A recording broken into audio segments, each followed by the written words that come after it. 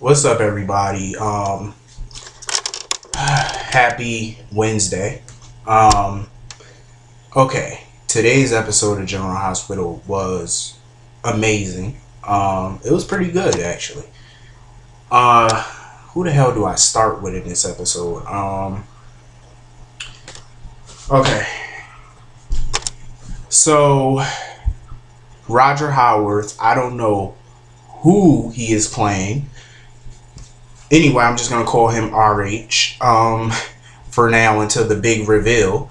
So he was at the Hornet Star. He was talking with Lulu, going over his guest list. And I noticed on his guest list, he had Sonny, Maxie.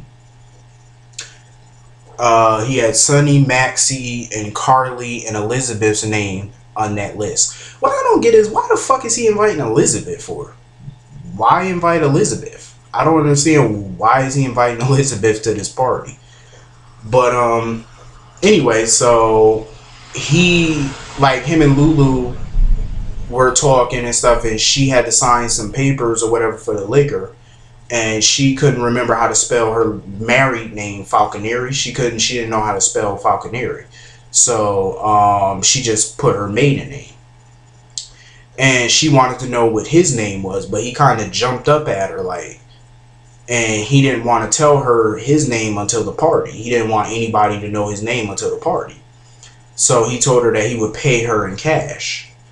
Um, and that all secrets pretty much will, his name and stuff would be revealed at the party that he's throwing. Um, so he leaves, whatever. Um, Dante shows up at the Hornet Star. Well, before he showed up, he was talking to Dr. Kevin Collins about Lulu and her diagnosis, her memory loss, and Kevin was telling him she probably don't want to remember. That's why she can't remember, because she don't want, it's something in her brain that's making her not want to remember what happened, because something happened between her and Stavros. She don't want to remember. Maybe he had sex with her or something of that nature, but something happened to where she's blocking it out. It's called a repressed memory, so she's repressing this pretty much. She's trying to bury it as much as she can, and it's fucking with her remembering everything else. So Dante went to go see her, and they started talking and stuff, he was telling her that she couldn't remember because something in her mind didn't want her to remember. But he was willing to help her, if she didn't want to talk to him about her memory of Stavros, she could talk to Dr. Collins instead.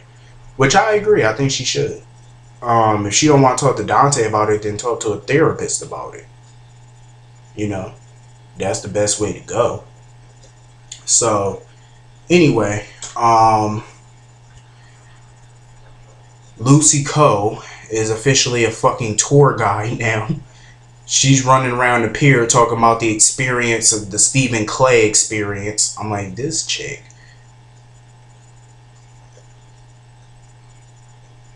So Silas Clay was lurking around the pier, listening to Lucy talk about Stephen and who he killed and Rafe, and so she walked off, and Silas kneeled down at the blood and started touching the blood, the dried up blood that was on the floor.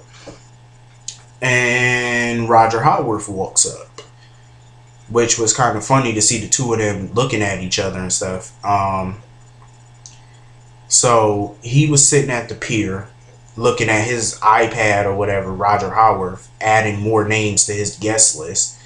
He added Michael's name. Well, he added AJ's name to the list. Then he added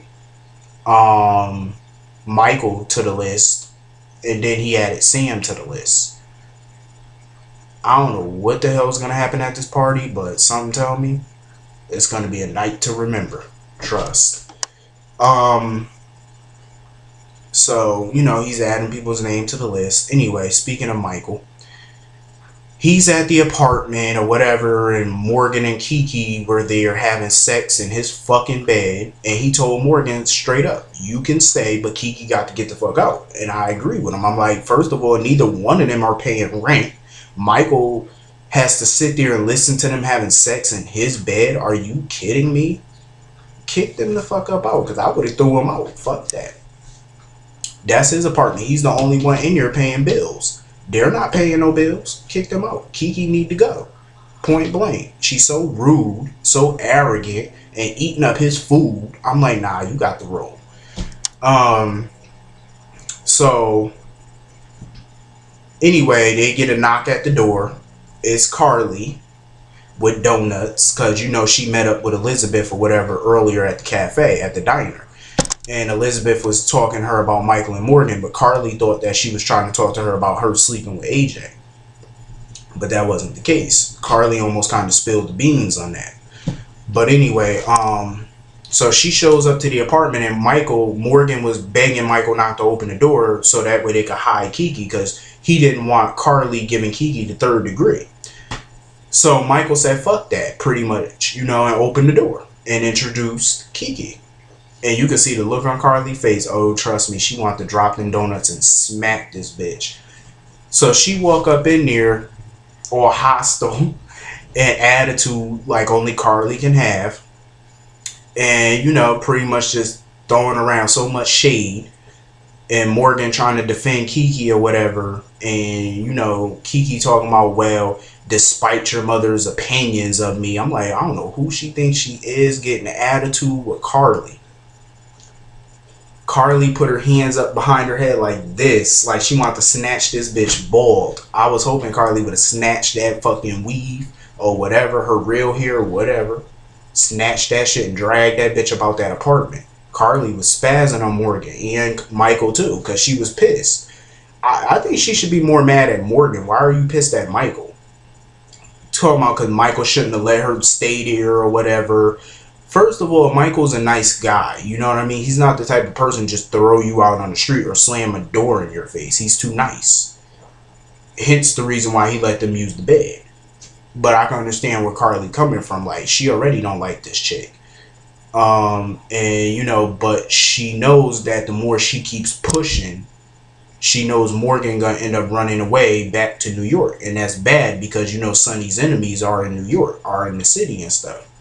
And she don't want that, because then he's going to be in more danger. So she kind of has to bite her tongue on this for now.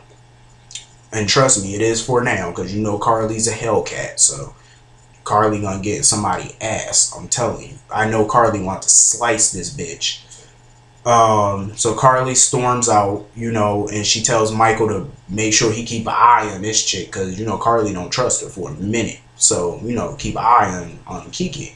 I don't blame him. Michael do need to keep an eye on this chick because I don't trust her. So anyway, Tracy's at the mansion or whatever, chastising AJ about, him confessing to the relish, or else she's telling Elizabeth. So Ava Jerome walks up on the patio, feeding herself, helping herself to a couple croissants or whatever, like she owns the place. I love Ava Jerome. I'm sorry. I love Ava Jerome because she's so slick and so sharp. I love this chick, like the attitude on her. I just love it because she's so smug. Like, her smug attitude is what I love about the chick. So she's pretty much telling her that Lauren Jerome is her daughter, Franco's daughter, and that she pretty much is trying to extort money from Tracy in order to swing the vote her way. So she wants pretty much $1 million. And Tracy told her to get off her property. First of all, Tracy, that's Monica's property, not your property. You keep forgetting that. I thought Tracy wanted to start her own company, TAQ. Tracy Angelica Quartermain Industries. I thought she was starting her own company. Why is she still trying to get control of ELQ? So annoying. So anyway, Elizabeth was talking to AJ about Carly, about her run-in with Carly, and AJ's being dismissive about it, of course. AJ might as well just tell her the fucking truth and get it over with. Why are you being such a punk? Like, you're letting Tracy punk you and try to blackmail you. Tell this bitch the truth. Who cares? If she breaks up with you, oh well. Get over it. It's a soap. She'll come back to you eventually. You know? Tell her the fucking truth. I don't know why you pining away for Elizabeth anyway. You might as well just let her move on to Nicholas. Might as well. You'll be saving yourself a lot of trouble in the end. Because I already know where this is going. Well, where I think it's going. If you know what I mean. Anyway. Sam was talking to Alexis about Silas Clay, telling her everything about Silas and the fact that he popped up in Port Charles. So, you know, Alexis was just, you know, trying to give her some sound advice about this. And, you know, she took Rafe to his, you know, but Rafe doesn't want to be around Silas, which I can understand. So she took him to his meeting, his appointment with his counselor.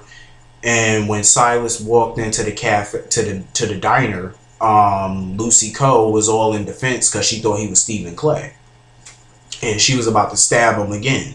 Crazy witch. Lucy is like sick in the head. Like, seriously, the bitch is bonkers. So she tried to stab Silas, and then Sam walked in confirming that he's not Stephen Clay, that he's Silas. So here we go again. Silas, Michael Easton looking all up in the baby face. Why does he always do that? Like, when he was John McBain and everything, every time he see the baby, he always staring up in the baby face. Can you get out that boy face? Damn, you are not his father. Get out of his face. I hate when they do this, like when he just always bend down looking in that boy face. And I love the way Sam just propped Danny up and just told, you know, Silas to, you know, stop talking to her son. Like, I be yelling through the TV for him to just stop talking to him. Like, that's not your son. For the love of Christ. So, anyway, he asking her about her grocery bill since Rafe moved in and stuff like that. And served her with some custody papers. Talking about he's going to take Rafe off her hands. Who the hell he think? I already know what this setup is going to be. It's going to be a big custody battle for Rafe. You know, they need an excuse to keep him in town. So once Sam, I guess, gets custody, he's going to stay in Port Charles to try to, you know, keep in touch with Rafe. That's his ace in the hole for moving to Port Charles. They not slick. I see this shit coming a mile away. They're just looking for an excuse to get him to move to Port Charles. Any type of excuse. And Rafe and his custody thing is the excuse. So he's probably going to end up getting a job at General Hospital. This is so dumb, and like, you could just see this shit coming a billion miles away. It's so annoying. Anyway, this episode was pretty good. I hope all of you have a great day. And I will see you tomorrow, which I'm pretty sure tomorrow's episode is going to be awful because the Bridge and Maxie are going to be up there. And the word to the wise, I don't think Maxie should go to this party in her pregnant condition because I'm pretty sure this party is going to be a bombshell. I don't think she should go. But anyway, we'll see what happens. I'll see all of you later. Have a great day.